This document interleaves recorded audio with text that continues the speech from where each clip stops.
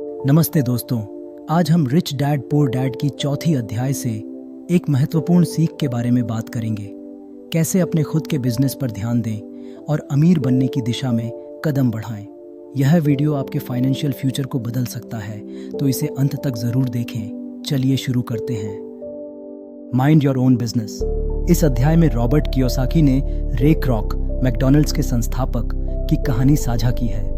रे क्रॉक ने एक MBA क्लास को बताया कि मैकडॉनल्ड्स सिर्फ बर्गर बेचने का बिजनेस नहीं करता, बल्कि यह असल में रियल एस्टेट का बिजनेस है। रे क्रॉक ने अपने फ्रैंचाइज को प्राइम लोकेशन पर स्थापित किया, जिससे मैकडॉनल्ड्स दुनिया की सबसे बड़ी रियल एस्टेट कंपनियों में से एक बन गया। रॉबर्ट के अमीर डैड ने भी यही सिखाया कि वित्तीय समस्याएं तब होती हैं जब लोग अपनी पूरी जिंदगी दूसरों के लिए काम करने में बिता देते हैं।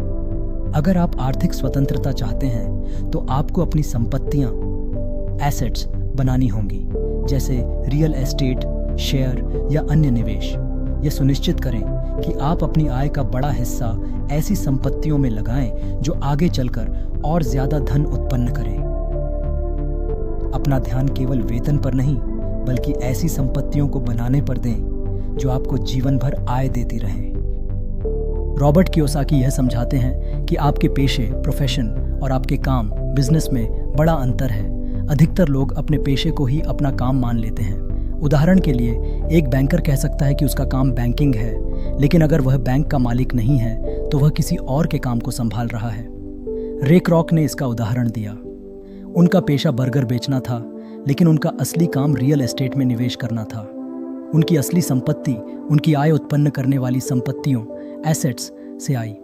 कियोसाकी हमारे पारंपरिक शिक्षा प्रणाली की आलोचना करते हैं, क्योंकि यह केवल लोगों को अच्छी नौकरी पाने के लिए तैयार करती है, लेकिन अपना काम बनाने के लिए नहीं।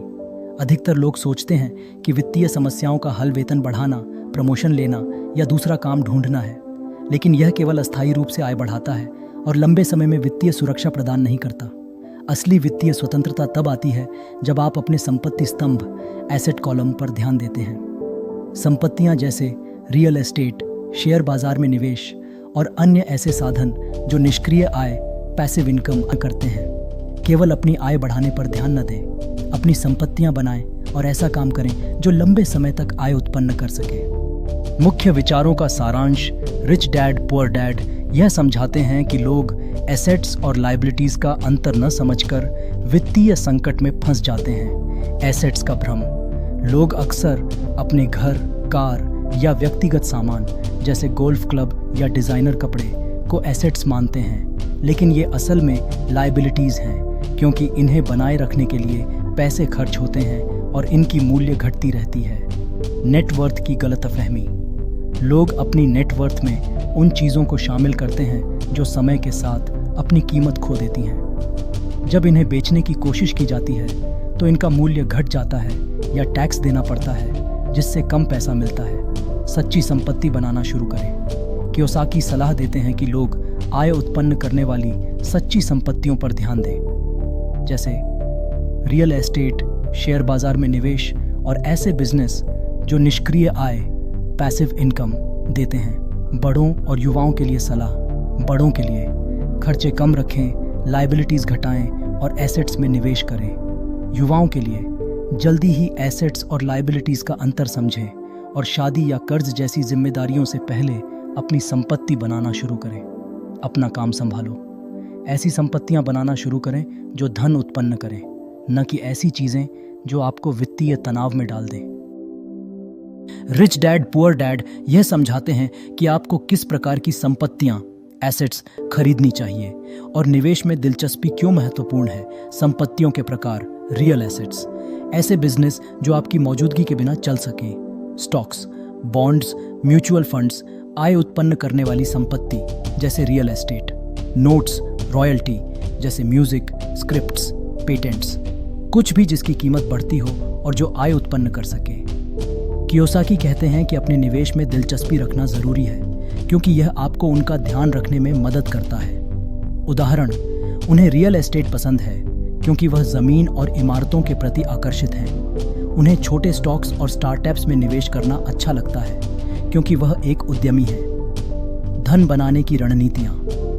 रियल एस्टेट रणनीति, छोटे स्तर से शुरू करें, बड़ी संपत्तियों के लिए ट्रेड करें और टैक्स भुगतान को डिले करें ताकि मूल्य बढ़े। स्टॉक रणनीति, छोटे स्टॉक्स में निवेश करें, लगभग 1 साल तक रुकें और खेल को समझकर जोखिम कम करें। नौकरी करते हुए भी अपनी एसेट कॉलम बनाना शुरू करें। वित्तीय साक्षरता, फाइनेंशियल लिटरेसी बहुत ज़रूरी है ताकि आप निवेश का सही आकलन कर सकें और भविष्य में अपना बिजनेस शुरू कर सकें। रिच डैड पुअर डैड के इस हिस्से में बताया गया है कि किस तरह संपत्ति बनाने से दीर्घकालिक धन संपत्ति बनती है। नौकरी के साथ एसेट्स बनाएं, अपनी एसेट कॉलम पर ध्यान दें, चाहे आपकी नियमित नौकरी चल रही हो। एक बार पैसा एसेट कॉलम में डालने के बाद उसे अपना कर्मचारी समझें। यह 24 घंटे काम करेगा और पीढ़ियों तक आपकी सेवा करेगा। लक्जरी खरीदने का फर्क। अमीर लोग पहले संपत्ति एसेट्स बनाते हैं और बनने का सीक्रेट है एसेट्स बनाएं, लक्जरी बाद में खरीदें। अगर ऑडियो समरी पसंद आया तो लाइक, शेयर और सब्सक्राइब करना न भूलें। नए ऑडियो समरी के लिए जुड़े रहें। मिलता हूं अगले ऑडियो समरी में। तब तक खुश रहें और आगे बढ़ते रहें। धन्यवाद।